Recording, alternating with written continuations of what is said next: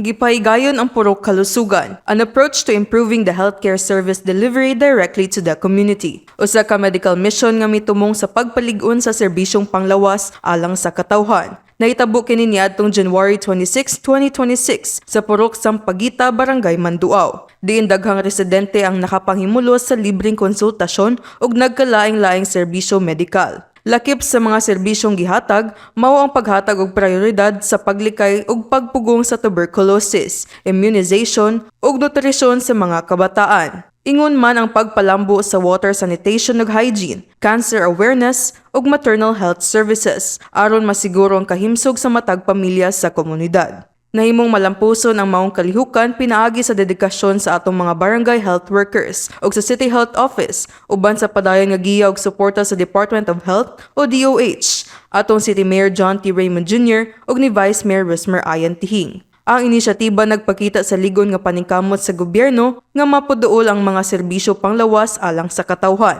Kini si John Christine Rewello gikan sa Media Bureau. Ibayaw Bayawan, kita ang bayawan.